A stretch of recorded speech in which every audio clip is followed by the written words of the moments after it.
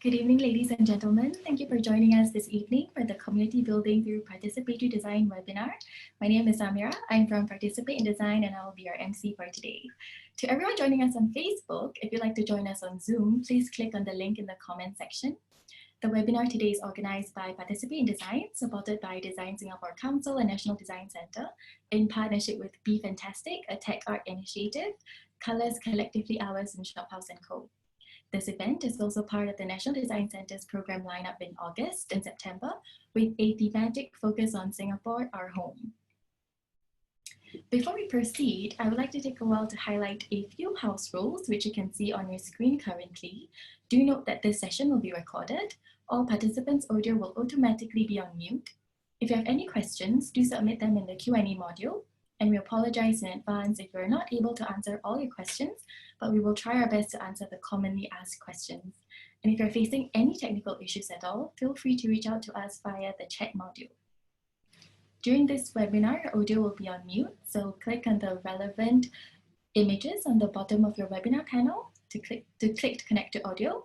Let us know as well if you're facing any technical issues. Raise hands if you wish to be unmuted to speak and ask your questions here so we are less likely to miss it. With this, we would like to kick off this evening's program by giving you a little context about the webinar itself. The question that we're asking through this webinar is, how might we rethink design as a process that could bring communities together? So this webinar seeks to rediscover design as a community building tool, as community practitioners and design experts share how participatory design tools and methodology can be used in our local context to co-create public and social spaces. Without further ado, allow me to introduce the moderator of this webinar, Ms. Stella Gui. So Stella is not just a co-founder of Shophouse Co. She is also a publicist, marketer, and event producer with over 15 years of industry experience dealing with arts and entertainment. She's an avid traveler who is passionate about music, culture, films, and communities, and is always brimming with ideas to help creatives turn their ideas into reality, while still ensuring that projects are sustainable for the long run. Stella, over to you. Thank you, Amira. Hi, everyone. Welcome to today's webinar. And I heard that we have quite a lot of people who signed up and they are from all over the world. So wherever you are in the world, thank you. Thank you for taking this precious 2 hours of your time to join us today. So I'm really, really glad to have with me today as our esteemed panelist to join us and to talk about participatory design and how can design play a role in building communities and create a sense of home. Yeah, so let me just introduce my my panelists again today. They are Dr. Chong King Hua, founding partner, Colours Collectively Ours, Associate Professor, Singapore University of Technology and Design, Mr. Larry Yun, Executive Director, Participate in Design, and Ms. Kamya Ramachandran, founder of BeFantastic, a tech art initiative. Yeah, so before we get the presenters to share, I want us to just have a look at the question again, if Lexi could put it up. Yeah, the question it says, how can design play a role in building communities and create a sense of home? You know, we all know what this period has been. 2020 has brought us really, really strange times, and most of us have actually ironically been stuck at home, working from home and having our social life confined to the space of our home, right? So I wanted to just have a sense of what this means, you know, like what is the sense of home that we are talking about? You know, sometimes often we get very carried away in the process and in the methodology and of the work we do, that we actually forget what is this thing we are trying to do here, right? What's the sense of home? You know, so I'm gonna have a check-in with our speakers before they go to the presentation, but I want our viewers or our audience to just kind of a run through and think through, can this sense of home actually be created? You know, shouldn't this process be very, very spontaneous and natural, right? And what are the missing ingredients or factors that actually will have a community lose that sense, right? So I want to just begin by speaking, and before I bring my speakers on, my panelists, have you ever felt a strong sense of home? Maybe now, or maybe in the past when you were used to live in a different neighborhood or a different community, you know, or a different city. Or did you feel that there is this sudden loss to that sense of home that you had experienced? maybe we can begin with Kamya. Kamya, we heard you just moved to Singapore. Welcome to Singapore. And we're really very happy that you've joined us. Yeah, so, yeah. Thank you, Stella. Yeah, I think sense of home is not just about the house that we are trapped in. I think for me, the sense of home begins when there is peace and security within the home, but when you start reaching out to beyond the home and making connections and networks, when you have a friendly chat with a neighbor. And I think COVID has amplified that a lot for us. When you see people in Italian balconies strumming their guitar and kind of serenading out to somebody across a balcony far away, you realize that sense of home is really these connections of people to other people and not really the physicality of your home. Thank you, Kamya. How about Larry and King Hua? Anything to add on? I agree. I grew up in Malaysia. I came to Singapore when I was still quite young, I would say teenage time. And since then I make Singapore my home. And I think I totally agree with Kamya. It's not just a house, but it's about your most intimate connection with the people around you, right? You connect with your family. That's why you make the home as part of your family space, but you also connect with your neighbors, you connect with your larger community. So even, strangers sometimes, that you make the kind of, when you come down to the void deck, for example, you go to the market and you go, or at the lift, right? And once a while you see these people and then you start to say hi. And that's where I think you get a sense that you are connected. I think all these are very important for all of us. Yeah. Larry, what about you? You didn't grow up in Singapore, but you actually, not a lot of people know, but you actually didn't grow up in Singapore. And what's that like? Yeah. Yeah, and I totally agree with King Hua because, for me, the sense of home is really, other than connection with people, it's also about culture. Because, I stayed abroad for a period of time.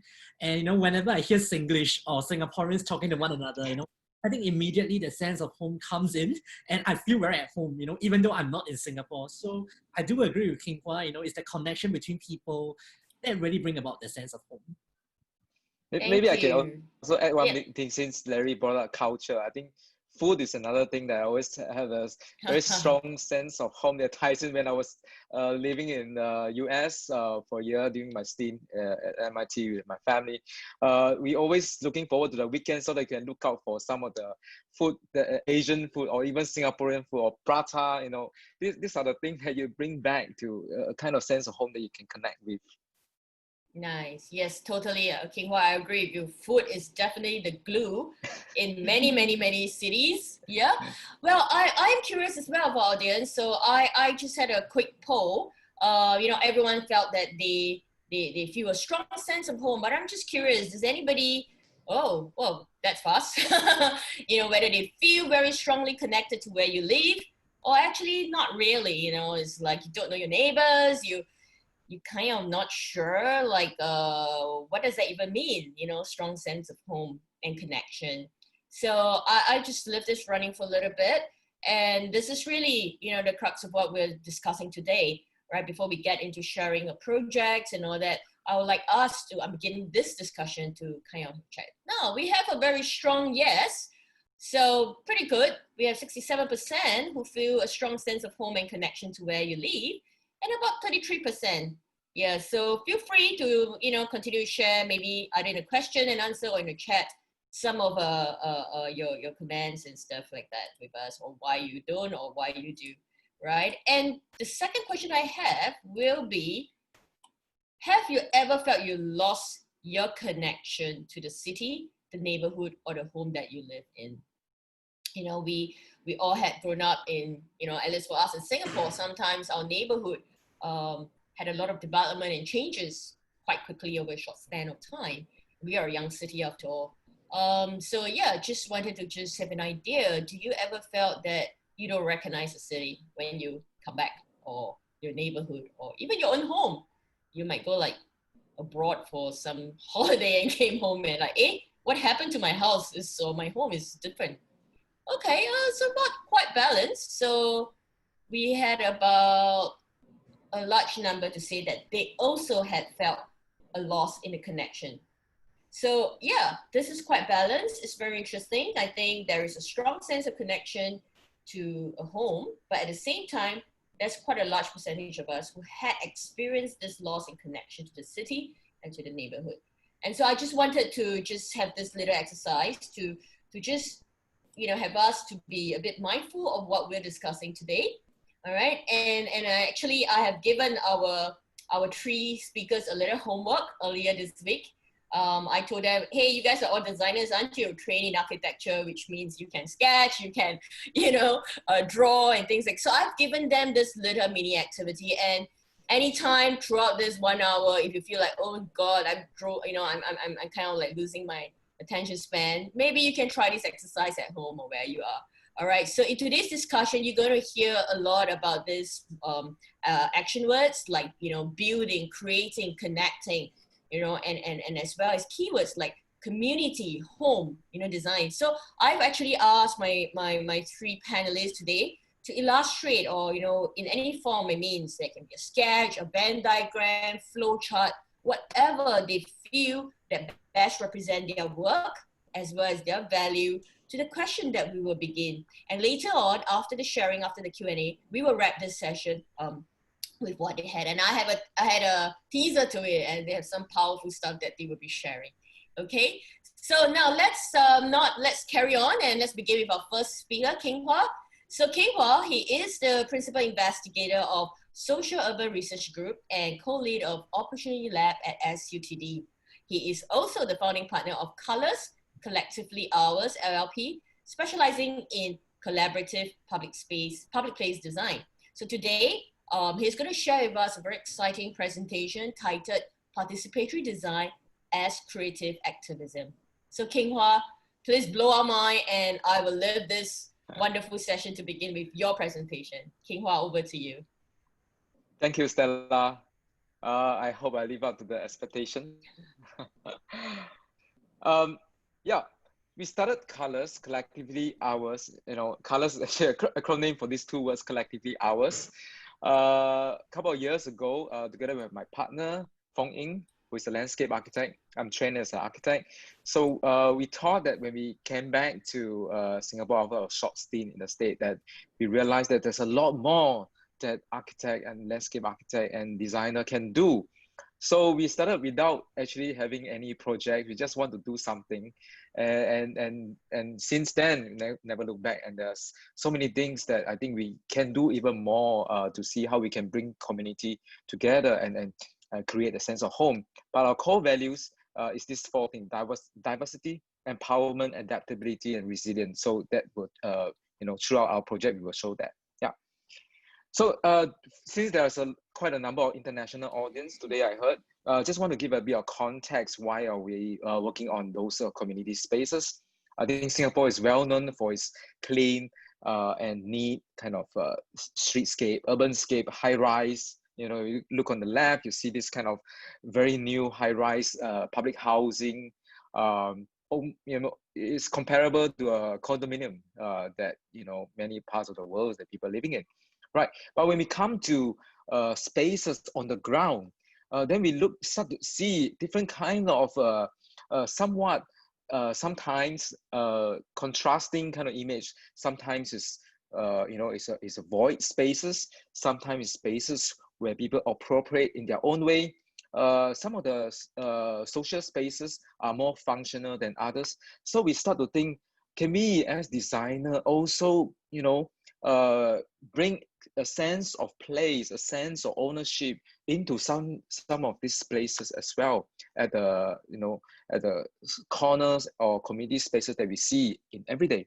So that's how we started questioning, but it actually came back quite some time when I was still studying in NUS at that time as a PhD student. So that's the next slides, where with a group of friends, we thought that, beyond the schoolworks and all the design hypothesis and all that, can we do something really on the ground? So that's how we started this group called Really Architecture, React, and we started to organize workshop for students that really not just, hiding the studio, coming out with your own design, but going to the community, doing interview, working on the ground, doing all the field work, and see how we can actually extrapolate all these new insights and come up with new ideas. And in the end, we actually presented this to the Urban Redevelopment Authority. I think we are just a bunch of young students at that time, but we feel such privileged to be able to actually put together a series of this workshop. It lasted for a couple of years. So it's called Design My Place back in 2008. And that's kickstart the whole notion of, hey, we actually want to do more to involve the community as part of the design process. That's actually how I stumbled upon participatory design as well. So you look at this example, we did a planning this urban design workshop in Queenstown, Queensway, area. So this building actually is no longer there. But we are so glad that we actually do some kind of documentation and some kind of conversation with the students at a time. And that quickly bring me to about a few years later when I joined SUTD as a faculty. That's when we worked with Participate Design at that time, and also with Shophouse Co. Our initial kind of working together at that time. Shophouse Co. Adib was festival director for ArchiFest, whereas PID is working on McPherson, and I brought my students along and see what can we do to bring design into community spaces. And that's how we stumbled upon the idea of parking day as well. So this idea of turning a parking lot into a park for a day. And that's where we actually involved the community at that time, back in 2013. And without, some kind of like an official approval, we actually appropriate some of this car park space, and that started with the first parking day in Singapore. The idea is actually to help people to move across safely, because a lot of people, especially elderly, are crossing the road to the other side of all the hawker center every day, and sometimes accidents did happen. So we want to use that as a signal for cars to slow down, and at the same time to bring people, although it's actually illegal to cross, it's actually not illegal here. It's 50 meters away from the traffic junction. But we want to make it safer, and through this parking day installation, it helps us to achieve that. And that is actually one of the ideas that we work with community to arrive in. But right after that, we never expected that this idea of parking day actually continue to flourish for the next couple of years until even this year. So there are many years that we see people starting to participate in this. We work very closely with URA since then.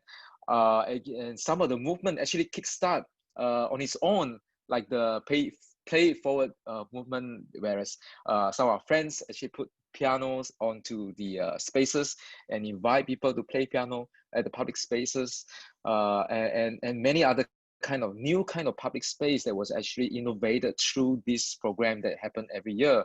So for Colors, we also took this opportunity to kickstart our own kind of public space investigation. So we partnered with one of our sponsor Innovate. Next slides, that we came out with a series of parklet module where the residents can bring down their own pots of plants and then put it at the public space as part of this module and become, public furniture. And they can actually arrange it in their own way to suit in the different kind of adapt in different kind of situation. So we thought that by initiating this, we can actually involve the community to have a stronger sense of ownership and taking care of the place by themselves. So this was an initial experiment that we started with Parking Day. And since then, we have been also working on other kinds of module, as you can see in the next slide. So we were invited by HDB to put out a bid to reimagine void deck spaces. In fact, how it started is we put some of our modules at the void deck, and then people start to use it, and then we talked to HDB and said, hey, why don't we design the void deck spaces? And with that, very interestingly, we curated a series of participatory process. You can see on the top right corner, we built the model of the void deck. We invite the residents to come out and share with us how they want to place the furniture, use the furniture in different ways. And we work with our engineers and to reconceptualize this place and design the lighting such that it will change according to how one, replace the layout of the furniture. So the camera will then detect the configuration of furniture and then switch on the particular lighting that we have pre-programmed in. And hopefully that will become a more, smart kind of void deck. That's why it's called smart void deck. So interestingly, we set up as an experiment. There are a couple of things that we learned here. Like the furniture, because it's so easily moved around, and it's fabric. So some of the fabric was spoiled after a while. And one of the bench was actually stolen. So we couldn't find it back. So that's some of the lesson that we learned at public space is, we have to have a lot more consideration when we design with the community. So we brought in the second round. We invite the resident back again. Hey, tell us what is the issues here. How do you see that we can improve the design and all that? So there's a lot of feedback, and also again we use models as a way to have interaction with the residents, and they really like the park bench. They told us even the colors, because it's easy to maintain, and it's comfortable, it's cool, as in physically cool to sit around. So we redesigned that kind of park bench idea in turn it into a different kind of modules, and therefore the resident can actually reconfigure them again in different way. But this time round, it's a lot more heavier, so you need about 2 persons to carry it, so they can't bring it home. Well, in a way that helped to curate that new kind of space as well. And I think the residents are still using it until now. It's still there. Right, and with the void deck experiment and with the lighting, we also learned a lot that we can apply to our other projects. We applied to ILight Marina to not just looking at void deck spaces, but looking at urban spaces. And this time we use some of the recycled umbrella and pipes and everyday material, and see how we can actually create a new kinds of public space in the city. So this is part of the ILight Marina exhibition. It's a temporary public space, and we are so honored to be selected as one of the international artists featuring the work. So we bring in the idea of smart lighting, again using sensors that we can detect different kind of human flow. Then different set of lighting can actually be activated to create different interests in our city. Against the backdrop of Marina Bay, I think that's really a wonderful opportunity for us. It's called Dande-lier because it looks like the dandelion in a way. We try. Yeah. But with all this experiment, I think it's very important that how we bring back to a real physical space that can actually bring into the community. So we were partnering with NTUC Health to reconceive a new kind of social space for the residents who have just moved into the studio apartment. So in Singapore, there is this new typology that's called studio apartment. For those who are above 55, you can opt to relocate from where you stay currently to new studio apartment, so that in some of the, and in fact, most of the cases, you can actually monetize some of your larger house units, so that when you move to a studio apartment, you can have some spare cash to help you with the retirement as well. And since you also need to have smaller units, that also helps you to run. But as everyone coming together and live into a new place, it's very important that we look into the community space to support these newcomers. And we know that many of these social service spaces are catered for the lower income people. So in this case, the kind of demography is quite different. There are different kind of seniors that you expect. They have a lot of expectation as well. So we bring them together again. We actually got partner with NTUC to knock on every door and get them down to participate in our workshop at the void deck space itself, to ask them, what would you like to see in this space? And through a series of exercise, they tell us how we can actually reimagine some of this space. And in fact, this is the outcome of their own inputs. They want to have a certain kind of nostalgic relation to what they have used and seen back in the days before we used rattan foot cover as the lighting, and we instead of closing up as the ceiling, we open up the entire ceiling to have this kind of airy, open environment. In fact, this place is like a thoroughfare from the HDB public housing block behind to the bus stop in front. So instead of closing off the area exclusively only for the selected residents to come in to enjoy this air-conditioned space, we actually suggest that why don't we just leave the front and the back door open during the opening hours so that anybody can pass by. And that also creates a sense of community, because then any residents who pass by through this thoroughfare will then be able to interact with the senior resident who are staying there, rather than an exclusive space. And hopefully that will create a new kind of community environment as well. And another interesting thing is that many of them feedback that they want to do planting, but in fact we don't have space for them to do planting. So we actually told them, why don't we turn your window into your community garden? So we actually designed these pots where they again bring down their own pots of plants and started to curate this window space, and that become their community garden wall. So this is also kind of innovation that it only came out because we had interaction with the community. And apart from NTUC Health Seniors, we were also very privileged to work with ADA, Alzheimer's Disease Association, where they help out with people with dementia. So this blog is particularly interesting because my uncle actually stayed right above, and he feedback to me that he stayed there for so many years, he didn't know what's happening inside the wall. So after we interact with the center managers as well as the people with dementia who are visiting the place, and it's different kind of participation technique that's needed. Later I can share with you a bit more.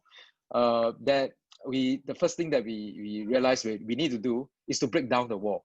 So literally, physically, we break down all the physical wall and then replace them with glass fenestration. But still, we want to provide that privacy. So we co-create this art featured wall together with the people with dementia, where they can actually showcase their artwork. So this become not just a wall anymore, it's actually a art wall, and not just an art wall. What happened is when it was built, it was during the Chinese New Year period, the neighbors who are from upstairs coming down and started to donate their Chinese New Year decoration made of ang pao, the red packets and all that. So this wall become a curation between the neighbors, the community, together with the people of dementia. So they become a community project that change all the time. So that gives us really a wonderful feeling where we can really see how design can play such a role in community and bring community together. And that itself, I think, is also through the kind of participatory process that we learn throughout these projects. This comes to our recent project that we bring all this learning that we had before and work with Touch Community Services, AMK433 in this case. And the participatory process, I think for this one is probably the most extensive one. We took about a year and went through four exercises, a series of exercises from without having a site, without having a program, to identify what kind of program that the residents are looking for, which side that is most convenient for most of the residents, and how the design can actually contribute not just for those who seniors, but also for the residents who are staying in the block. For example, the idea of turning the shelter walkway as well as the drop-off area into a public space is actually through a lot of consultation with the residents, that we realize that residents like to hang around at the drop-off area while they are waiting for their school bus or they're waiting for their Grab car, and then that's where people interact. So we turn it into spaces where people can sit around and hang out. And that's just next to the community garden next door, so they can peek at what people are doing. In fact, the community garden was actually transformed from a series of parking lots. So there's also some of the very interesting idea that after we work with the residents, we also work very closely with the grassroots to seek their advice and see whether can we convert some of the car park into a real park. In this case, we really bring the idea of parking day into real life permanently. And we are very happy to have the support from all the grassroots leaders as well as the residents and of course authority to able to make this project realize. So there's a lot of new idea that we are trying to break through social service center as a public space, and not just under the void deck, but break away from that transparent box into the public spaces around the block and turn into outdoor, indoor spaces all weave into one. So this become a new typologies that we are trying to propose that the authority may be able to look into in future. Some of the other projects, in fact, we have done many other projects, but they were not realized. I think many of the practice will share the same kind of experience with us. Many of those proposed wasn't being carried out due to many other reasons as well. But we just want to take this chance to share with you. There are a lot more ideas that we want to see. In this case, like for example, is to transform, originally this is a bus depot into social spaces for the seniors as well, and how to open up the space as part of an integrated community spaces for both young and old. And with all this hypothetical kind of thought experiment, we are also really happy to be able to partner with Lien Foundation to put together all these ideas that we had accumulated over the years that actually, a lot of those ideas came out from our interaction with the community to come out with these 10 typologies of future senior living, what we call second beginnings. So it is a book that we published in 2018. You can download the book for free. All the ideas there for free as well. You can just copy them. Feel free to just copy. There's no copyright, except that you know the book is copyright, but the idea is not. So there are many ideas that we came up with. I like to encourage you to take a look at that and transforming the underused spaces, like for example under the viaduct, some of the leftover factory or hangar spaces, some of the old schools. How can we reappropriate them into all different kind of typologies for future senior living? In fact, that's in preparation for myself. I mean, one day I would like to live in one of them too. And there are many different kind of aspiration and needs by diverse group of people. So we would like to push for the agenda that senior living is not just one type or one stereotype of kind of people, but we are all diverse. So we should provide the kind of diversity, and that only came through if you are able to listen to people to understand the needs. And all these ideas actually came from this series of workshop that we have participated or organized in the past 7 years. So you can see it's not just one project, but every project we have a very extensive process of how we can actually involve the community as part of the co-design process. One particular one to highlight is the jigsaw puzzle that you see one of the picture.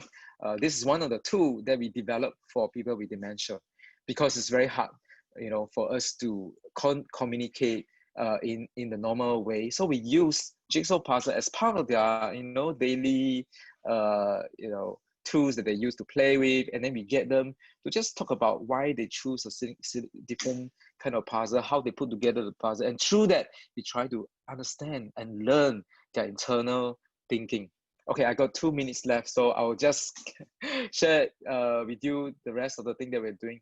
One of the things is that because of the lockdown, we know that, I mean, not lockdown, but it's when we are, not able to go out as often, we were then experimenting with online tools. So next, we came out with this apps called nukampung. It's already available online in the App Store or Google Play. You can download it, play with it. Basically, is to encourage residents living in the same neighborhood or community to start to, do things together. So you want to show how you, do healthy cooking. You can organize online Zoom, or you can find different what we call kaki group to come together and learn from each other, and hopefully this kind of online tools can then transit into offline real life interest group in the near future. Just want to okay, I think there is one sketch that I've done later. I think the Stella will share with you how, oh yeah, this one, right. I'll just go through quickly. Try as an exercise that we were asked to do. So I was asked to do a Venn diagram. I quickly put on my academic mind. So I'm sorry that it sounds a bit technical for now, but what I want to show is that to link community, environment, and design together, I would like to highlight these few keywords as well. Co-creation between the community and design, co-learn between our natural environment and design, and connect between our community and environment. And from there, we can start to see a series kind of processes and framework that other designers are using across the world as well. How to co-create, we talk about design empowerment. How do we learn from our environment? We talk about radical indigenism, a term that was coined by Julia Watson lately. Connect, how do we connect? We need to be more empathic in our intervention. So let me share with you some of the case that we come across around the world. You can see Anna Herringer, working in Bangladesh, how they use local material, mud and bamboo, create new kinds of schools for the children and adults. Try to use the local language and natural language and create different kind of public space. Botrongya, I'm sure you heard of how he's expert in doing bamboo. Prasun Kumar, working in India to trying to eradicate homelessness in this world. We look at how different designers work with community around the world. Kalkin Studio work with resident in Fiji Island and create different kind of public space for them. Singjin from Taiwan working with community in the Aboriginal Hill tribe and see how we learn from them. He literally lived there and worked there together with the people. Shah architects from Indonesia, our own Singaporean architect Chu Yang King, bringing 20 architects went to Cambodia and actually worked with the Cambodian community to design different kind of infrastructure. Many others group like Mass Design Group, People Architecture Office, WTA from Philippines, SA Architects, they're all very empathetic about the urban environment and how small architecture, no matter what scale it is, can actually intervene and create the kind of connection between community and space and places. And to sum up all this, I think we are very, very happy to be able to invite all these architects and designers to come and join us next week. In fact, I would like to take this chance to do a shout out to my team in Archifest, Singapore Archifest, which will happen tomorrow. It's starting tomorrow. There's a whole 5 weeks festival theme, Architecture Saving Our World. I would like to invite you to join us to be able to learn and also share and exchange ideas throughout the exciting festival to really look at how participatory design can be a force for good and is part of the creative activism. Thank you. Thank you, King Hua. Wow, that was indeed really opened our eyes, right? Indeed, I know it's a challenge to keep to the time, but thank you for keeping to the time. Sorry and about that. I love, it's all right. I love your team for this year, and I definitely can't wait, you know, to participate in some of these programs in ArchiFest. Very, very appropriate team, I think, you know, what we're going through now. And a lot of examples that you share also talk about, you know, working with different communities, from the young, like your students, to, you know, the elderly. And, you know, sometimes people just assume that design needs to be this, you know, very like smooth and wonderful and nice to look at, but that, you know, what we know, like in a lot of our work, that it is really just having a good idea and learning from what the community needs, not what the designer wants, right? So I think thank you so much. We'll come back and explore some of the topics and the discussion later on in the Q&A. Next up, we have with us Mr. Larry Nguyen. Larry is the Executive Director of Participate in Design. And Participate in Design is a non-profit design organization, a very close friend to us at Shophouse Co. And they help neighborhoods and public institutions design community-owned spaces and solutions. And Larry started his career in architecture practice. And interestingly, he has moved into this field, and he now sees himself as a designer and community organizer in his work. So Larry, please take it away. Thank you so much, Stella, and very inspirational talk, King Hua. So yeah, hi everybody. My name is Larry. I'm from Participate in Design. So we are a design organization that really focus a lot on, you know, designing with people and not just for people. And that, I mean, this is actually a great summary of what we do. But when we talk about designing, you know, with people, what do we really mean by that? Right? So a little bit about myself, as what Stella has said, you know, I started off, you know, learning architecture, but back in school, I always questioned myself, you know, as an architecture student, why are we often just taught how buildings should look like, you know, how aesthetic it should look like, right?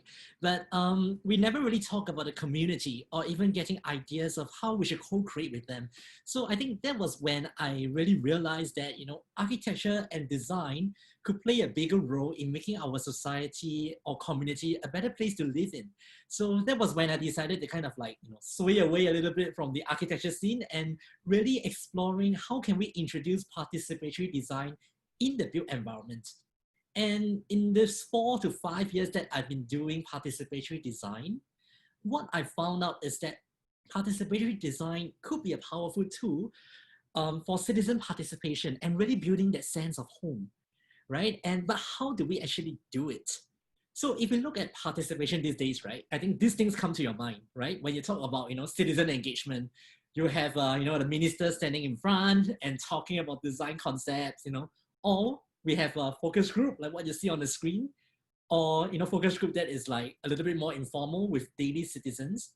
But if I were to ask you this question, if a 60-year-old grandma, you ask them to attend any of all these things, how do you think she will feel? You know, sometimes it can be a bit scary for her. So the question we ask ourselves in Participate in Design is then, how can we break down very complicated design concepts and very intimidating, you know, participation platform into something that, you know, daily people can relate to, and allow them to then share with us the ideas of how they can make the environment better. So for today, I'll be sharing 3 little case studies, all right, of the project that we do in PID. And hopefully that will kind of inspire you guys to think about how participatory design can be introduced in your respective neighborhoods. Now, if you look at the first image over here, this is a neighborhood in Teluk Blangah. And just like what King Hua have shared earlier, you know, in Singapore, we have a lot of all this, what we call void deck spaces. They may seem empty, but if you look at the next slide, they are actually filled with life. So in this case, in this community that we work with, we wanted to do something in the void deck, but we are really not sure what we should do there. And we feel that participatory design, you know, could be introduced to this community to brainstorm together with these seniors here, you know, what can we do? You know, we have a sum of money here, but what can we do to make it work for your community? So we didn't want to come in with a perceived idea, but rather we want to co-create solutions with them. So how did we do it, right? So we really make friends with the seniors first, and we realized food is indeed life. As you can see in the image earlier, there's a lot of soup, right? We realized that seniors in this community, you know, cook the soup and distribute weekly in this soup eating exercise, that they have. But if you think about it, where does this soup come from?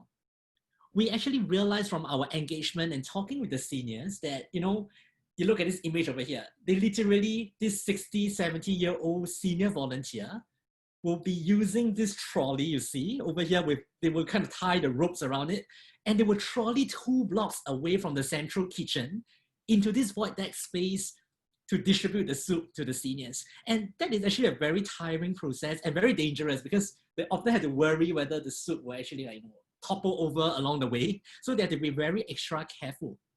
So we realized this is actually one of the problems that the seniors would like to tackle, right?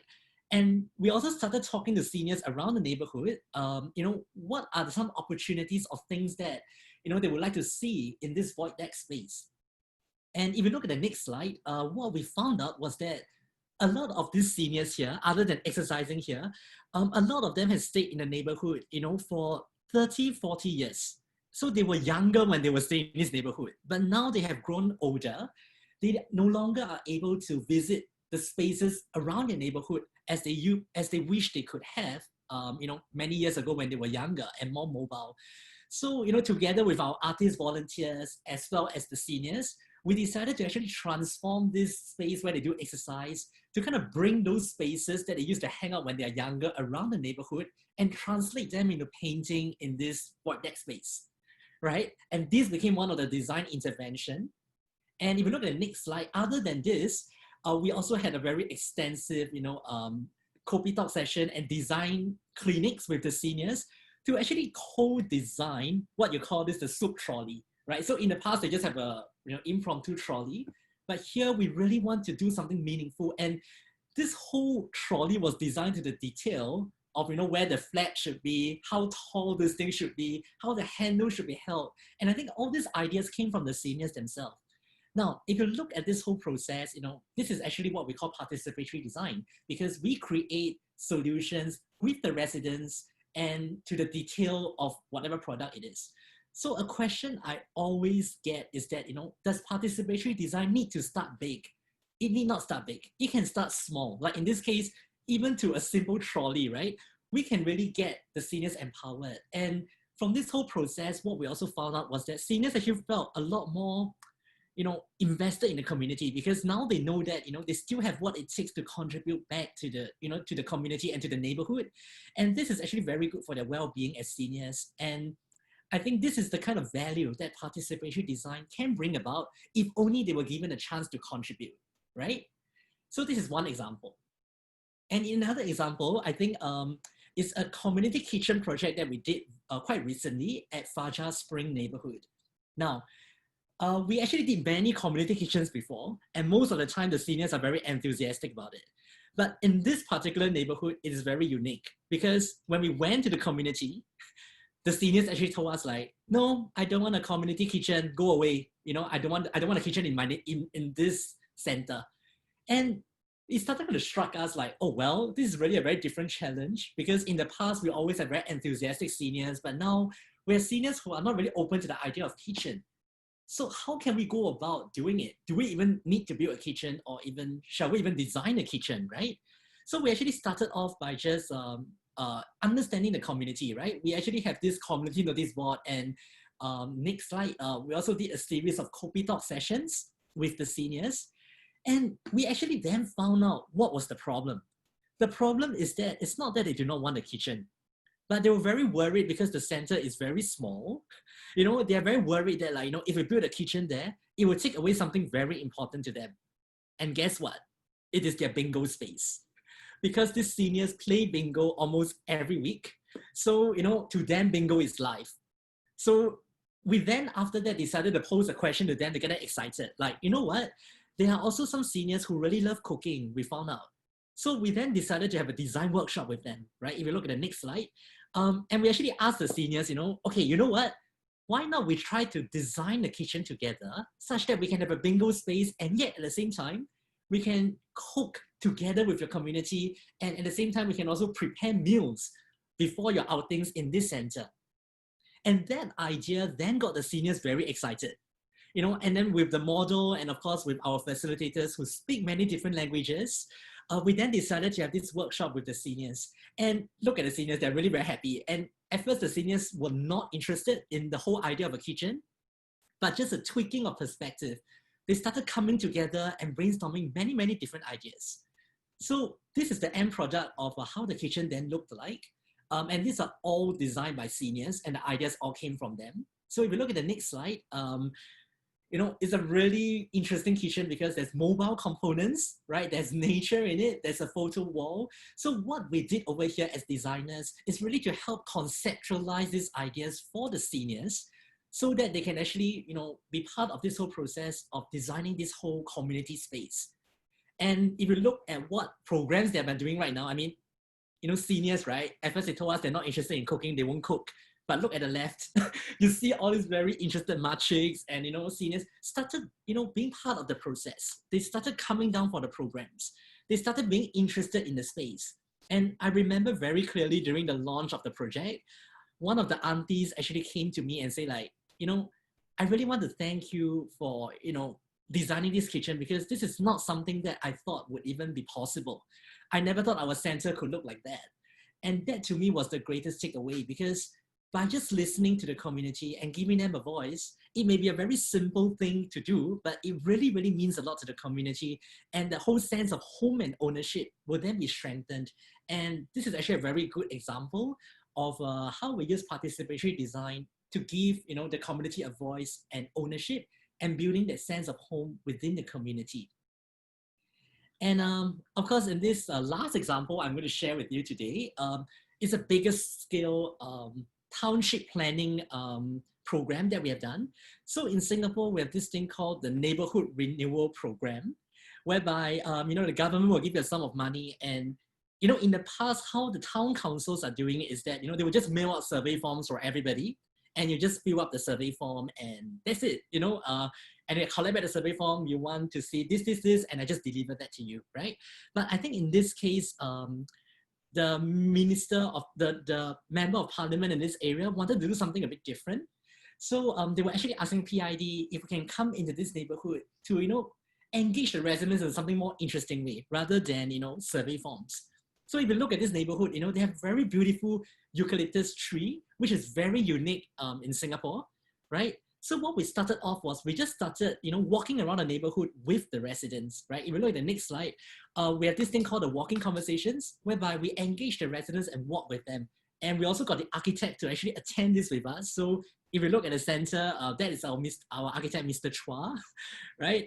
And I think he actually worked together with us to listen to the residents' needs as well before we come up with solutions, right? And I think in this case, residents actually felt very empowered because they don't really get an architect all the time, you know, to really walk with you to listen to your concerns. And we also have, if we look at the next slide, we also did what we call neighborhood pop-ups because we do not want to wait for people to come to us. We want to go to where the people are. So here in PID, we really, you know, went out there with our volunteers to actively talk to residents. So, you know, people who use the park or people who, you know, just walk by the area, they are able to contribute their views and their ideas for the neighborhood as well. And for us to have a better sensing of how the park, you know, and what is working well and what is not working well in the neighborhood. And of course, for people who have more time to spare, if you look at the next slide, we also actually do wide-scale neighborhood engagement through model as well. So something that is more interesting for people and kids to contribute their ideas. So, you know, imagine a survey form and a platform like this. I think we really want to explore the notion of making engagement fun so that, you know, be it a 12-year-old kid or 60-year-old grandma, your view will be captured in all these engagement activities. So lastly, I think we also do design workshops to engage residents, you know, of different ages who really want to give a little bit more in-depth, you know, solution and in-depth ideas. We have this opportunity for them as well. And, you know, something very interesting during this workshop is that, you know, they got really excited and we even give them a participatory budgeting activity whereby they are empowered to, you know, even allocate funds to all these different activities that, you know, or different facilities that they would like to introduce in their neighborhood. And this, in the whole process, I think what we actually found out is that, residents really find it very interesting that they're able to, even go down to the detail of deciding how much money they would like to allocate for what facilities. And it's definitely very, very different way of planning our neighborhoods as opposed to, how a traditional engagement method like survey forms would actually work. And the last slide is that I think what we managed to actually do is really that we found out one very interesting finding that we found out was that, all these eucalyptus trees were very, very unique to the neighborhood and something that is of a lot of memories for the residents who stay around this area near Limbang Park. So the end outcome was that we managed to preserve these trees and managed to work with the architect to actually revise his design to not clear all these trees, but actually work around these trees to preserve that social memory and social fabric within the neighborhood. So in this example, I think one thing that participatory design value added to this whole process was really, how can we preserve social memories in a fast changing society like Singapore? I think participatory design in this case allowed that opportunity, for residents to voice out their concerns and their memories and then be able to work with the architect to design a more meaningful design outcome. So just to summarize my sharing, I think in PID and in the work that we do feel that every individual, be it a 60-year-old grandma or, or whether you are a 12-year-old kid or not, you really have something positive to contribute to the design process. And I think as designers, we should really sometimes put away our designer ego and really start by listening to the community. And you will really be surprised by, how much knowledge, the locals can actually provide you with. And I hope with this, we could see our public, as collaborators and not just consumers, and we can embrace more participatory design in Singapore. And I think with this, I will just end off my sharing here. And of course, if you have more questions, I'll be more than happy to answer them during the Q&A. So yes, back to you, Stella. Yeah, thank you so much. Thank you, Larry. Wow, I learned something new. I never realized we have eucalyptus tree here in Singapore. So anyway, thank you for that. I think you have touched on quite a few critical points, about how everyone can be collaborators, not necessarily just artists or designers or creatives per se, but there's a lot of inputs, from the people, because they're using the place, they're there every day. And on your point as well about social memory, I think this ability for the community to take ownership and to feel empowered is something that is not necessarily, the initiative is not necessarily like something that us typical Singaporeans will naturally display. Right, so we'll discuss a few of those thoughts later on. Now to our final speaker for today, our final panelist, Ms. Kamya Ramachandran is the founder of BeFantastic, a tech art initiative. Kamya will be sharing her international experiences working with community and designing in India, San Francisco, and London. She's very passionate about engaging communities for a better design world. And today she'll be sharing with us her presentation, Co-Design for Placemaking. Kamya, over to you. Thank you, Stella, for that kind introduction. And a big thank you to the organizers today for really creating the space to hold such a relevant discussion.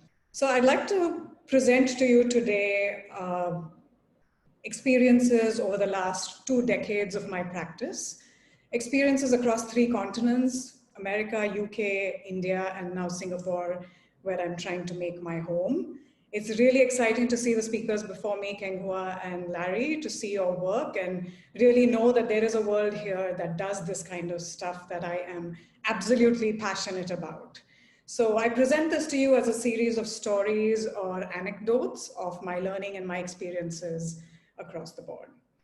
I'd like to start off with this idea of the kolam effect. Kolam is a Tamil word for this daily ritual practice of stepping outside your private domain and almost creatively embracing the public space around you in a marking ritual. So the lady of the house goes out, splashes water on her front yard, cleans it up, and marks it in these extremely intricate geometrical patterns with really hard mathematical calculations that generate it.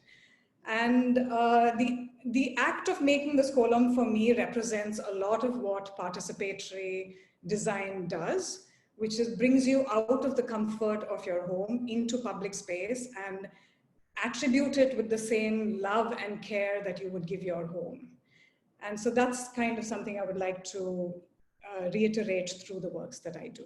The first project I'd like to share with you is called Look at Us in Bangalore in India. For this, we went to a really low-income community in the city. They're the Alsur Dhobi Ghat, much like the Dhobi Ghat station, I guess you have here. And the community center, all broken up, was a space where teenage boys would be smoking, a space of blight. And with the children in the community, we really workshopped them to understand their aspirations, and with a splash of color and co-creation, what was a really scary space to walk into became the space where the little girls in the community were saying, maybe we can do our dance lessons here. So democratizing this creative power, allowing children who were told never to scroll on their walls to engage in a process and actually scroll on the walls and do something meaningful was really great. But the profound thing here was my child is in the image on the right. I took him along to paint with me and have fun with me. And the subliminal learning of an understanding of people from a diverse background from his, speaking very different languages that he didn't understand. But once they all had the paintbrush in their hand and they were, having fun, by the end of our 6-hour session from the morning to the evening, he had broken into the community, and I was amazed to see that. So we went on in this organization that I was the director of in Bangalore for the last 6 years. We did a lot of public art and public space design through it. We developed a program that did this. We went to schools from different socioeconomic and cultural backgrounds and said, can we bring you together using creative mediums to engage? So here we have international schools working with the local government school. We brought the children together, they drew together, they played together, they problem solved together. And in this case, the students articulated that their stairway was the most boring space in the school. And so we muraled and had a butterfly garden that the students designed and constructed with their own bare hands. The big learning here was creative practice really brings diverse people to have fun together and therefore learn from each other. And instilling civic pride and ownership in commons at a very young age is a powerful starting place. Then we extended ourselves to, in this case, and here we have the Singapore International Foundation that runs this fabulous workshop called the Arts for Good Fellowship. And so here we have close to 100 students that we workshopped in a school, government school in Chennai, with 32 international artists. Again, communities from very diverse backgrounds. But here we made poetry together. The children of the government school illustrated with tangrams the poems and then painted it up on their wall with the international artists. And it was another, again, reconfirming the profundity of this kind of creative practice that can bring communities together and kind of build a bond between them. And from urban, low-income India, I take you to Noe Valley in San Francisco. Here we worked with the Business Improvement District, who had mandated us to do a streetscape plan for the 24th Street, which is their high street or their commercial business street. They wanted to understand how to have people come out onto the street and really enjoy the street a lot more. Of course, it was good for business, but the focus was close to a 6-month-long, highly interactive, community engaged process. And the big learnings here were that with participatory design, the execution of the project, the pressure that the community put to make it happen was phenomenal. It just happened in no time. And molding the built environment, placemaking is a capital intensive exercise. And so you have to get it right the first time. Me as an architect sitting in the confines of my office, I designed something, but the minute I took it back to the community, they were like, oh, no, no, no, don't do this. Don't put this bench here because the coldest San Francisco winds blow down the street. Let's turn it around this corner where the warm sun comes down. So it's local wisdom, and this kind of local wisdom is a make or break of neighborhood design, if you may, right? So that is a big learning from that project. We went on to the Better Streets plan. The San Francisco Planning Department was really proactive. They engaged us to understand what the problems in San Francisco streets were. So we engaged about 20 different communities all across the city to get this information. And much like Larry said, community engagement is not a boring exercise. It can be as fun as it can be, as engaging as a designer would like to make it. So in this case, of course, lots of visual exercises, street walks, and even a shopping exercise. We gave all the members, close to 50 people in this community meeting, money for them to go around and shop.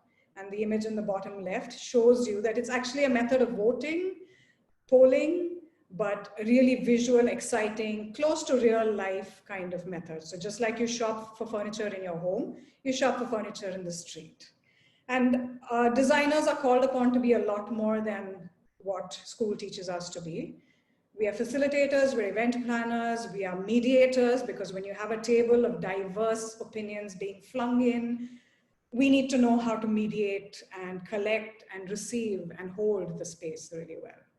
And from Noe Valley in San Francisco, we go to Gujarat in India, and this is in 2001. There was an earthquake in this area, and I spent close to 16 months in a village helping them rebuild their homes.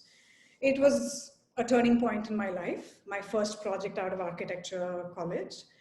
And we had a whole bunch of workshops with the community, using models, working with children, working with just the adults, the women, separately from the men. And the picture in the bottom right that you see is working with homeowners who are actually home builders. It's as basic, they build their own homes. And to explain to them how earthquake safety can manifest in their cultural typology. And for the first time, I understood here the difference between beneficiaries and co-creators, much like Larry's experience of how can public be collaborators and not just consumers? In this case, beneficiaries, because next slide, please. I understood this difference. I was a student who was not, I was a fresh architecture graduate who was not sure how to put this in my portfolio, because the design of the touch of the designer was very minimal. You couldn't see it. And so the glossy magazines couldn't really take this as easily. But very quickly I realized I needed to redefine my parameters of success. And when I took a group of Japanese funders to other locations and other rehabilitation projects, I realized the value of what we had done with participatory design. So the image you see on the top right, is how rehabilitation happened in most villages around me. It was cookie cutter style CAD drawings that had just emerged from the ground. Little concrete boxes that were climatically and culturally absolutely inappropriate for that community. On the left is a map that we paced and measure drew of the village that I lived in. And it's this organic, heart-like thing with connections and communities and a central space that people gathered in, and with the temple and a grocery store. And here you had rows and columns that they just didn't know what to do with. On the picture in the bottom right, which is the village that I built, you had a kitchen. The little window that you see is the kitchen window. People cooked with twigs and tree bark, and it suited up the kitchen. So they would never have a kitchen inside the house, and all those cookie cutter modules had kitchens inside the house with platforms where they stood, while the villagers only know how to sit while they cook. So just basic things like this showed me how a participatory process had embraced their cultural type and made them very, very happy collaborators. And from there we go to UK. I had a short stint in London where I was a built environment expert part of a network of about 400 professionals that the Design Council in London hired out into this directory. Just to say that public space making is a very complex endeavor, and so architects, landscape architects, urban designers, planners, graphic designers, sociologists, community designers had to all kind of be in this network that they could pull depending on the project and what it demanded. And from there we go back to urban India, Bangalore. Jaga is the organization that I was director of. And Bangalore, with its rapid urbanization, we had a whole host of elevated roadways. While the traffic problems were mildly sorted with those roadways, the spaces below, neighborhoods below, were just cut through like a knife. And the top images show you how we had not thought through what happens to spaces below flyovers, as we call them. So this is Project UFO, under flyovers. They had posters in them, they had garbage strewn around them, urination, and real spaces of negativity within the city. So this is the second project, the images in the bottom, where all we did in terms of community engagement was we stopped close to 40 people who were walking across this space and said, could we have 5 minutes of your time? We just need you to drop off your shadow. It was a really weird ask, but we asked them to do it. And there was a 10-minute conversation as to why we're doing this. But all they did was gave us their shadow to a theme, and the artists then went on to it. The point I'd like to make with this is just 5 minutes of investment of the community's time. 2 weeks later, we had posters that came back onto these art pieces. The artists were really upset, and we were scrambling to say, okay, now we need to go and clean it up. And before we could even organize ourselves, one of the people who had dropped his shadow off was a faculty in a nearby college. He took 20 of his students and cleaned the entire thing up and gave us a call. And so the big learning here was even light engagements go a long way in terms of civic ownership, community making, and the kind of responsibility that it incites. And from this, I wear another hat where I taught in a design college in India, in Bangalore. And I am really invested in bringing students along to get them excited about public space design in a participatory way. It's a different skill set. It's not just design, it's more than design. And so from the success of the first UFO project, we got 5 other UFO projects, this being one of it. Next. And in this case, we had students from Sao Paulo in Brazil, Germany, and in India, architecture students who came together. They designed, they drew, they took the designs back to the community, got feedback from them, and they actually built with their own hands. Architecture students who did master plans had never built a wall by themselves. And so here we have students building things with their own hands and kind of offering it to the community, but the community responding with equal fervor. So this community in particular went about and raised funds to build a fence around the space that we had made for them. Double-edged sword, I'm not sure I'm convinced about fencing, but nevertheless, for them, it was, this is the only jewel among this negative space and we need to keep it safe. And from this, we got further projects where we did a whole bunch more within the same space. And really, I was so excited that from us being one organization with 5 people, we were now 30 students and 20 students going in to really make a difference. And so I conclude by saying, community engagement, participatory design, co-designing with people in any shade is integral for successful placemaking. And really, we have urban designers, we have architects, but we need placemakers to sit in the middle of that. And public art and public space design really works nicely to bridge that gap, where we give nuanced design thinking to common areas just around us. So thank you. Thank you, Kamia. Thank you. Can I have the rest of the panelists to join me? Yeah, thank you all of you for sharing very openly the process and insights of your work. We have had quite a few questions coming in. Thank you for those of you who have been sending notes of appreciation as well as asking quite a few interesting questions. Those of you who have just joined us, we are here halfway through. We just finished the presentation by 3 of our panelists, and we are going to begin our Q&A very shortly. Yeah, so I really, from all 3 of you who have shared, there's just so many similar threads that come through, right? This idea of ownership as well as collaboration. I wanted to just have a chat very quickly with all 3 of you. How do you embark on your process? Like, all of you are trained in architecture. One of the questions as well, if I'm not trained in architecture, can I begin and embark this process? So I would like all 3 of you to take some time to just talk a little bit about your process.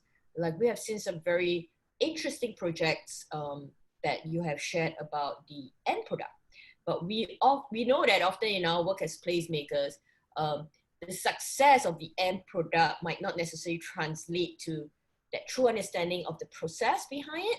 And it's a lot of hands-on work, a lot of sweat, a lot of talking. We have to go and hit the ground talking, and then our skin must be very thick.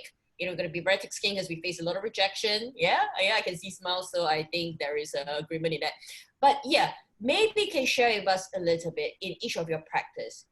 Which came first? Do you start off with having already an idea, or do you actually go straight out? I mean, we know that we do go out and talk to the community and involve them, but often, and there will be, of course, funding and of course a whole series of challenges. But let's just very quickly, if each of you can talk about how your work process has been, how do you begin, and what design tools or methodology do you embark on? I think in PID, at any sharing, I get this question a lot, like, do we need to have design skills to do it? To be honest, for me, I've just feel that for participatory design to work, I think everybody is a designer. Even if you're a chef, the way you're cooking, that is a form of design, right? I mean, how you design the dish, how much ingredients you put in. So, I think design is for everyone. It's not just for designers. And number one, what should we do in participatory design? What is the starting point? I always say number one is to connect with your community and your audience. Because all you need to do is to just say hello. I think 8 years and 10 years ago, when my co-founder Miza and the other co-founder Jen, they just went down to the McPherson community and just take balloons and a trolley and some bananas and apples and just say, hey, hello, I just want to get to know the community a little bit better. Can you spend 5 minutes to tell me more about your community, right? And for myself, when I first went down to Jalan Kukoh for my master thesis, I literally just went down and just started making friends, right? Saying hello to the shop owners, saying hello to the auntie, and just start talking. So I would say step one, of course, is to start talking and understanding, put that designer ego aside, and start making friends and building connections. I think that is for me the first step. And naturally, once you have that first step set up, things flow, and things will start to come into play. How you want to design the process, what you should do to engage the auntie across the street or the 12-year-old kid who always hang out in the basketball courts. Things and ideas will come naturally to you. And if you look at organizations like my community, I don't think they are design trained in that sense, but they do a lot of great, designing trails for the neighborhood, designing the heritage experience for the neighborhood. I think all this don't really require architecture knowledge, so I would say that we have that designer in us. It's just waiting for us to ignite it through the process of talking to people. Yeah, but I'm not sure how Kamia and King Hua, will agree with me or not, but yeah, I'm interested to actually hear from them as well. So I was just saying from my point of view, especially in the last few years, it's been very entrepreneurial, where we had this space and we had to think up of what do we do with it. So, and where to get the money from as well. But what I will say is, I think as the organization itself, we decided that this is a key theme in however we do these projects. This is a key theme that needs to run through our work. So we get the project, but the first thought is, okay, how do we involve the public? At which points do we involve the public? And how do we ready the artists and the designers to engage with the public? Because that's also a skill to be learned, right? So for us, it's the bottom line. And whatever project we try to bring in, we try to make sure that that bottom line stays. Go ahead, Kengwa. Right, sorry. Well, we actually had interns from different disciplines as well. You know, she's a fantastic help for us because she look at it from a very different angle, and she really bring a fresh perspective for us as well. So totally agree with Larry and Kamya. I think we do have a core team, but we do want to have this kind of multiple perspective that will actually enrich our understanding with the community. And we do have a set of like a process, rather structured in a way, that we work very closely first with the stakeholder to identify the problem. I would say it's not a problem. It's more like identify a set of framework that we want to start investigating. I think that's important to really understand the stakeholder that we are working with. For example, recently we worked with MOHT. So we really want to understand where they're coming from, looking at public health, what is the intersection with environment, and where are the entry points that we look at, and how do we identify the behavioral change that we want to see from the public, right? Once you identify all these different aspects that you would then able to chart out the process, then we go to the actual engagement.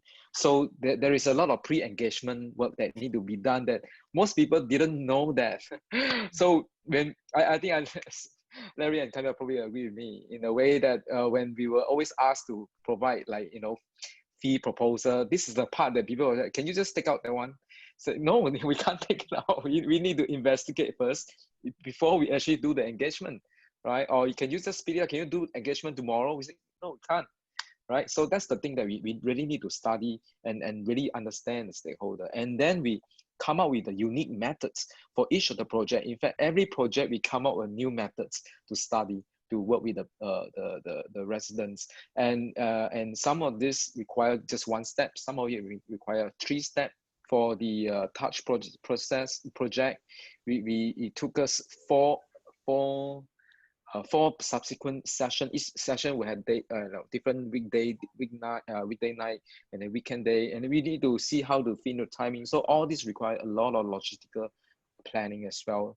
So both methods and logistics. Then finally, the co-creation process, when we have the design and all that, we also need to feedback into the committee and how to use that as a way to revise the design, and not just one time, maybe through different iteration. So that also requires different technique. Ultimately, after the project is built, I think some of the question was directed at that. How do you measure the success of the project, right? So we also had to build in the evaluation process to see how we can get the the users themselves to come in to evaluate how happy they are or whether they can sustain the place, for long term. And all this take a lot of time for investigation and development. Yeah. But you can see this is not just design. This is really beyond design. In fact, we are all learning at the same time. So we really require a scientific mind, a technological mind, a humanistic mind, all come together to make this work. Thank you, Kingwa. I think you sum it up really well. Often, even in us, our work at Shophouse Co at the same time, I get this asked, say, could you bring that community you have and just like bring them over, and I was like, I am not a religious leader or a cult leader, where I just come like follow me and we just come, right? And I think fundamentally as well, we always talk about needing to be authentic, needing to be organic as well. And unfortunately, sometimes it's also to our disadvantage that we are so fast and so efficient in the way we design, and in Singapore things moves very quickly. And the work that we do in participatory design, you actually have to slow it down at the start. to get it right. Don't you all agree? Like you actually spend a lot of time hitting the ground, talking, and then all of that. But the benefits of it, as we've all seen and experienced, is that later on, once you get that sorted, you realize you have less reasons to undo certain mistakes.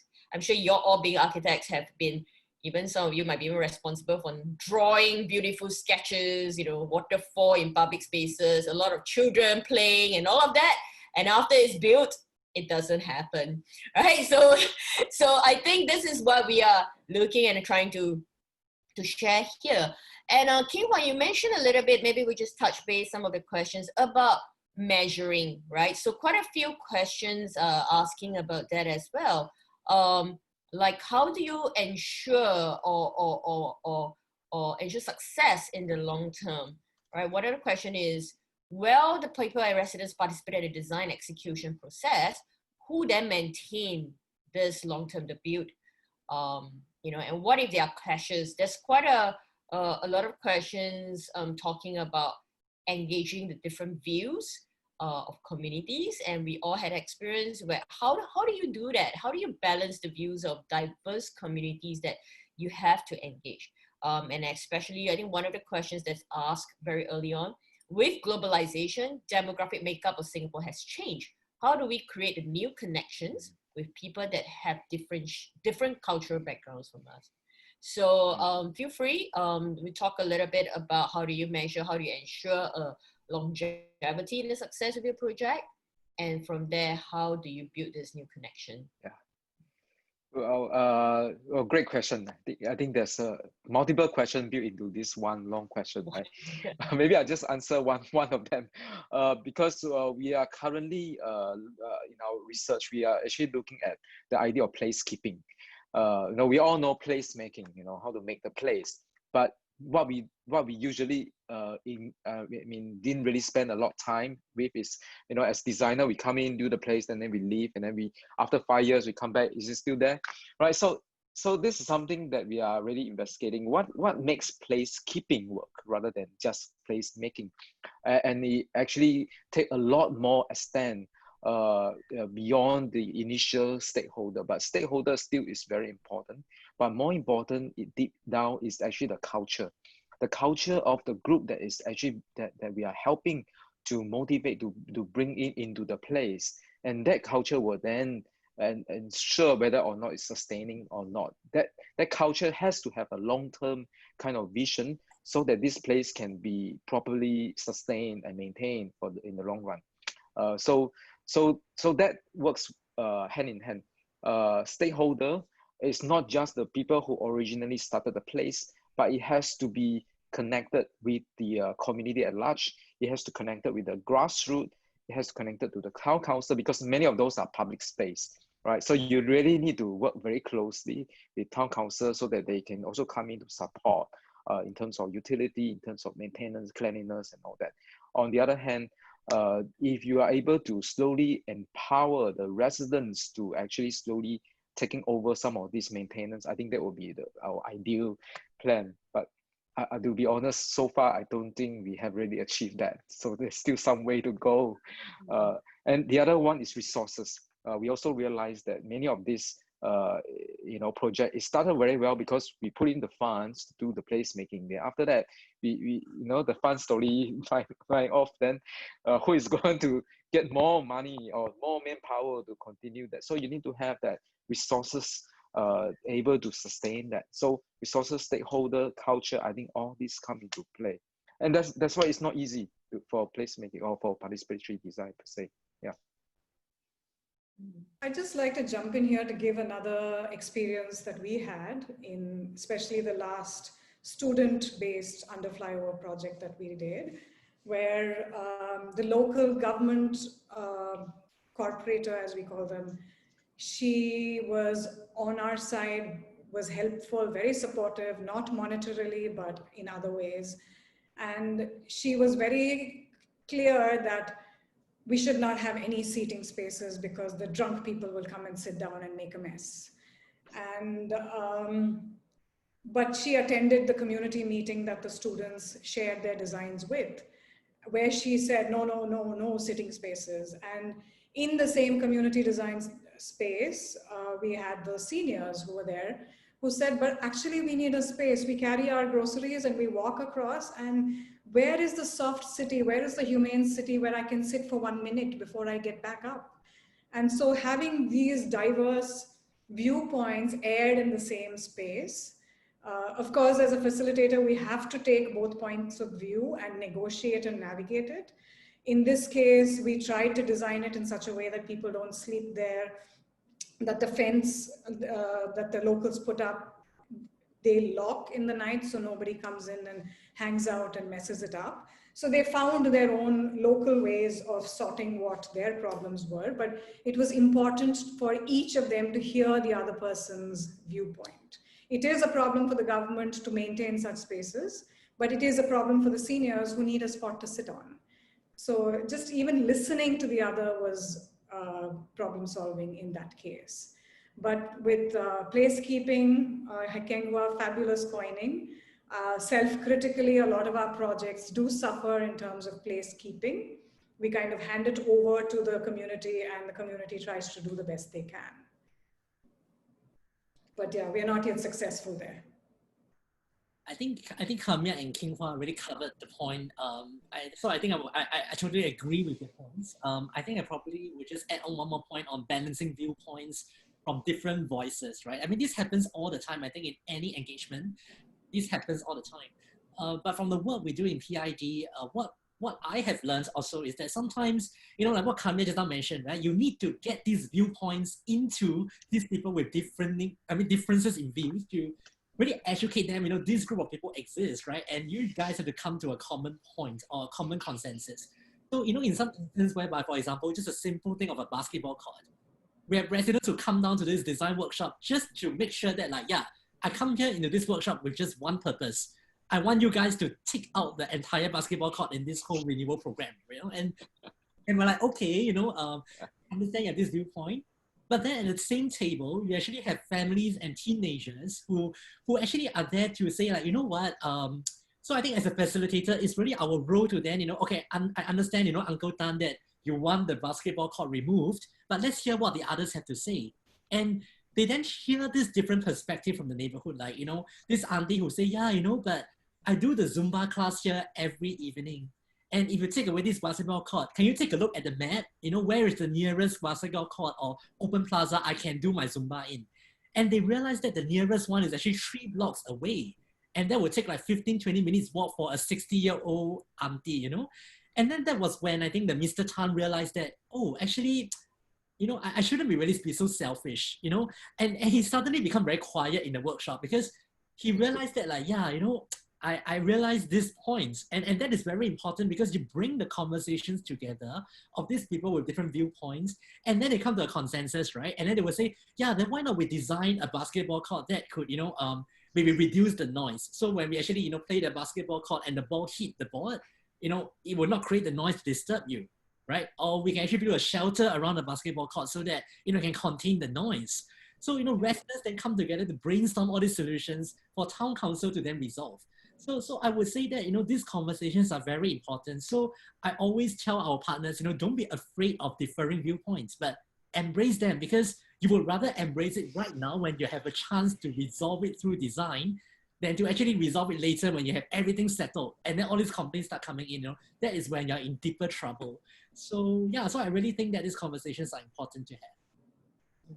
Thank you. I think, Larry, your last point as well as Kinghua and Kamya really share very concrete and practical insights into what this whole process is about, right?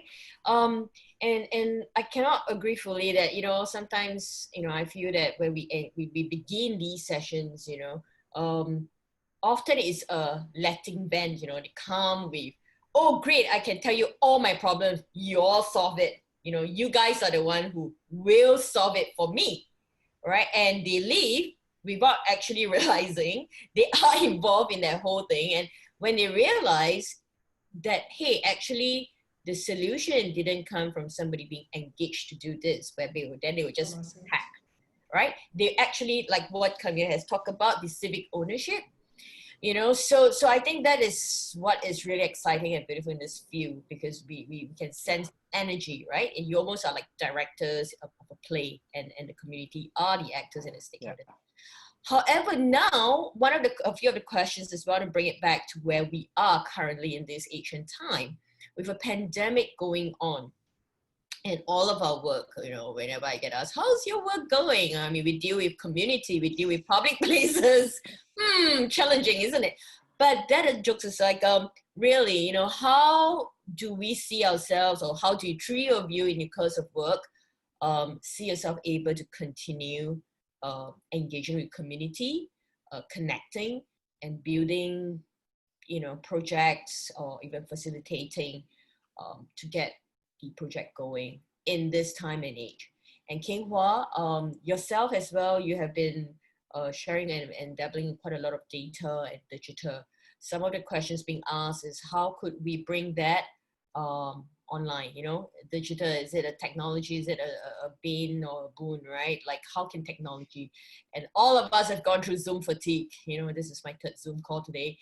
But the fact is, we have to do it. So very quickly, how do you think this is going to transform the course of our work? Maybe I can respond first. In the course of our work, we also face a lot of challenge, just like any of you here. We don't have the kind of direct contact with the user anymore. We actually trying to organize a couple of like public space pop-up, you know, so we can get some ideas and some kind of participation, even small group. Everything is not allowed. In fact, we're working very hard to talk to town council, to PA, to various stakeholders to see how we can go around it. But right now, I would say we're still in the process of finding ways to go around it, because we also see that with the online tools, it works to some extent. Because it works for us, because we are, all having a smartphone, we have a laptop, we have good Wi-Fi, but not many people are having that. I mean, not all people will have that, right? So especially when we are working with those who are less privileged, I think then really the personal touch is really, really important.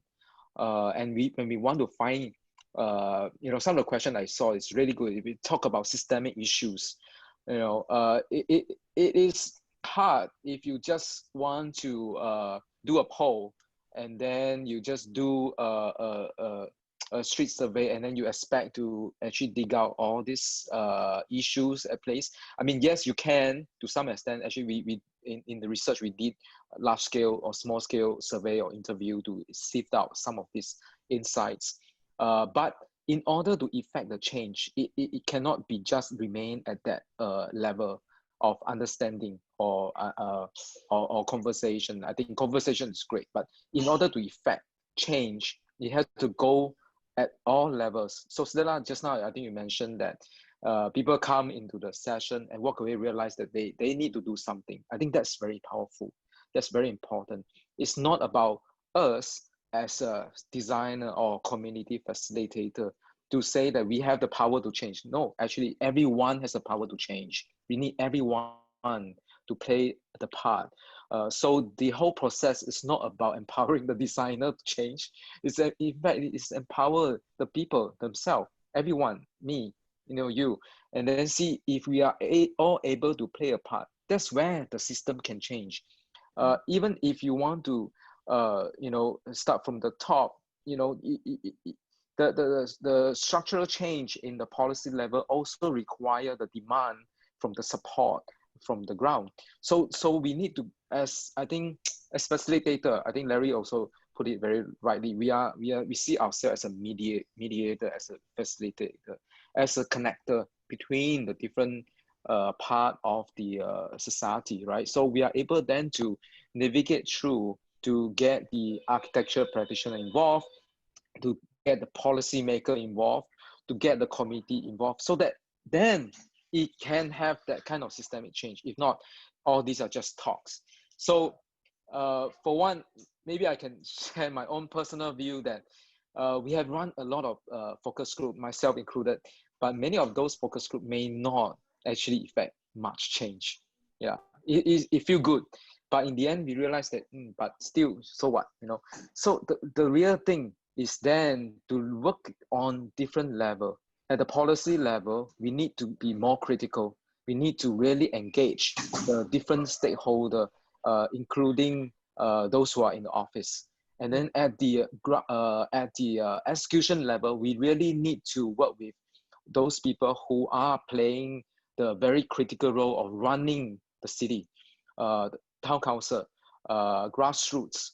These are our friends, these are our partners. We really need to work hand in hand with them, because then we know organizationally how we can effect those change. And then at the people level, we really need to connect them so that they also see the multiple views. So yeah, so that's sorry, take too long. No, sorry, I'm just mindful of the time here. King Hua, I think you touched on one of the questions as well, ask about that. And given that many projects in Singapore would require some form of involvement of government agencies, right? Either they own the space, or you have to go through the stakeholders to get approval, to support a project, or to sustain it. One of the quick questions, and this time maybe I will direct it to Larry or Kamir, or maybe Larry because it's about Singapore. What is one key mindset shift you think is needed among public officers? Because we know that's so critical. So here, say it in your wish list. And yeah. Actually, I think this is a very interesting question for me, because we do run workshops a lot with public officers. And I think one thing I wish to actually say to all the public officers out there who is watching this webinar, I think it's really, don't be afraid to challenge the status quo. Because a lot of times, I'm not sure about Kamia, how is it like overseas, but in Singapore, I realize a lot of public officers, I don't blame them, because that's how our system is like. We have to hit KPIs. Your bosses give you KPI, you got to meet it. And that's where all this fear culture comes in. Will it affect my bonus? Will it affect my job? Will it affect my promotion? These are very practical concerns. And I do not blame the public officers for having these concerns, because that's how our system groomed them to be. But moving forward as a nation and, as a whole Singapore, if we really want to go beyond and really start to have the empathy and empowering citizens, I think we need to convince ourselves to think differently.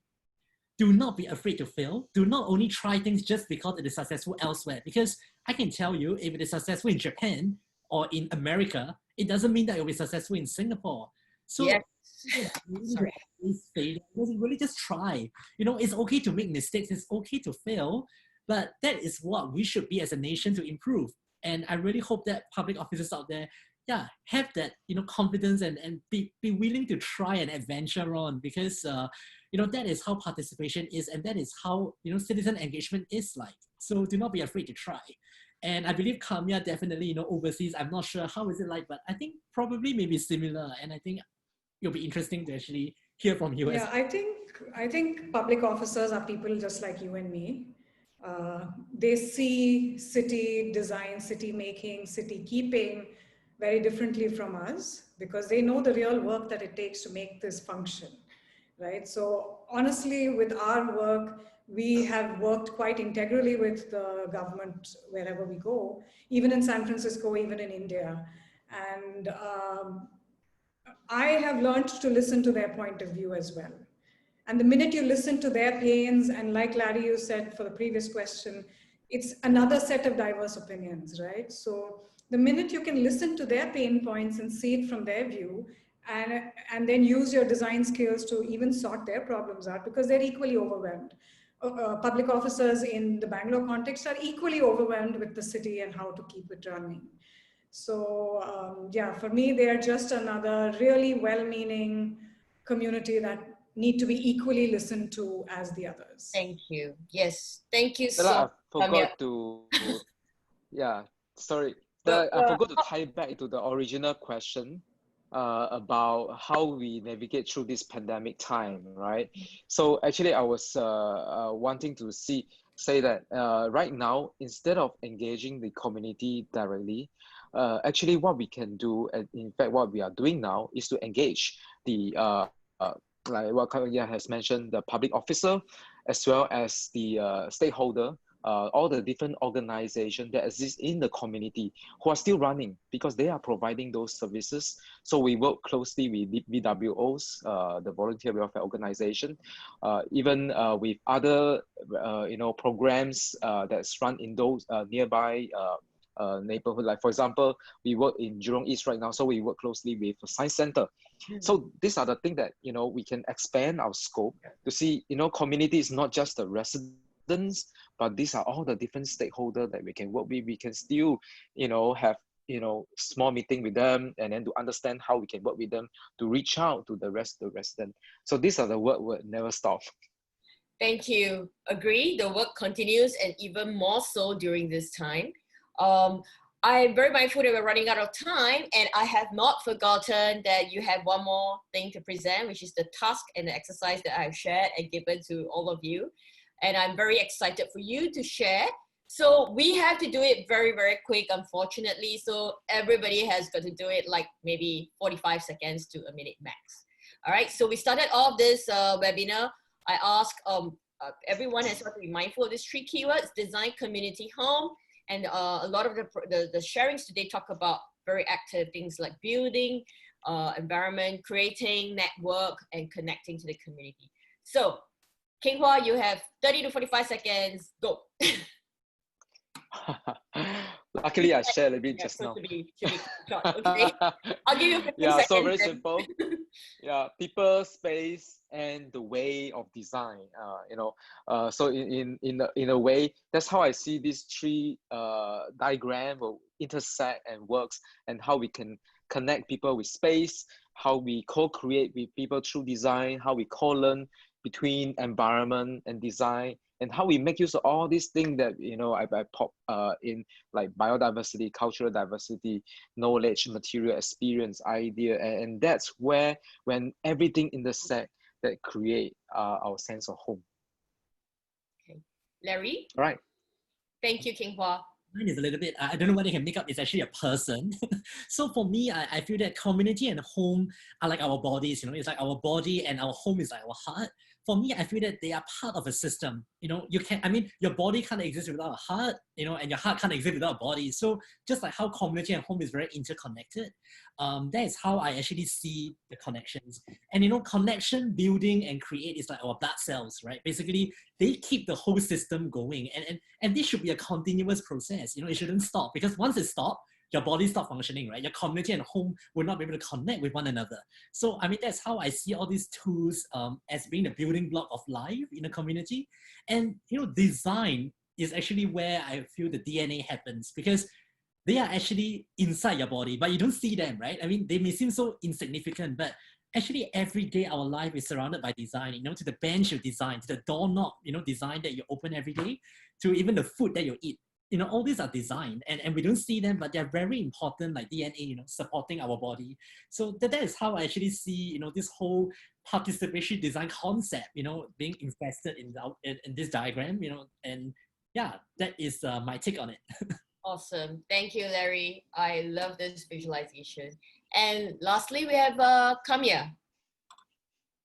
So mine, I put in the diagram that I showed you of the village, which was really like a heart beating. It had veins running through it and like this pulsating organic structure. But home and the sense of home is really, like I said initially, peace and security. But having just moved into my new home and having set it up, that's not enough, because then that's just the house, right? So the minute I've started having conversations with a neighbor and she gives me like, oh, go to the store close by, it has this. And, when you have those kinds of more local connections around you, it's those networks and connections for me, the support structure, the social net around you that keeps you feeling secure and peaceful, that really make this whole thing meaningful. And participatory design, co-designing with people makes that network really strong. And so that's kind of really what I seek. Thank you. Thank you so much. And for those of you who are watching, I hope this gives a very, very good wrapping and link us back to the idea, the question I asked at the beginning of this conversation: what is your sense of home? And what makes your city lovable and livable? right? And on that note, actually, we have another session coming up next week. It's going to be moderated by my co-founder, Adib Jalal, interestingly. So please sign up. It's a very good session. It's called To Our City with Love. And here's the information for the sign up. And for those of you who have been have some questions that have not been answered, unfortunately, we are running out of time, but rest assured, there will be a follow-up. We have many, many good questions. Thank you so much. Thank you for all your notes of sharing how your thoughts are. It's very, very encouraging to us as well. And we'll definitely follow up with an email after this webinar, okay? And also, finally, I want to just continue to give a shout out to ArchiFest. It actually starts tomorrow. If you had missed out on some of the information, King Hua is a festival director, and ArchiFest is an amazing festival. Both Adib and myself have been involved as well in 2 editions of this. And we are also going to be involved this year to be sharing on a program called Knock Knock. It's a community playbook. And so more details, you can follow us on Shophouse Co on our Instagram. And just go and sign up, go and find out more, have conversations. We might be stuck at home, or we can't gather in large groups, but ideas does not need to be contained in a physical space. Conversations does not need to take place necessarily in a physical space. So let's keep that going. Let's keep the conversation going. And I thank you. Thank you, my panelists. It's been a wonderful discussion. Larry, Kamia, King Hua. I hope you had fun. Promise to keep it a little bit, more relaxing, easygoing. And so, yeah, we've come to the end. I have 5 more minutes and I have to turn the session back to Amira. All right, so thank you, everyone. Thank you. Thanks, everybody. Thank you. Perfect. Thanks for that, Stella. And thank you to you and to all 3 of our wonderful speakers. So we've reached the end of today's webinar, and we hope everyone enjoyed the conversations we've exchanged today. So before you leave, we would love to hear feedback on the webinar. So what should appear on your screen now is the QR code that will direct you to a very quick and short post-event survey. The link can also be found on the Zoom chat.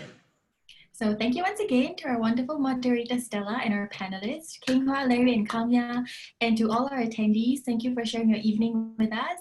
Have a good night, and we hope to see you very soon.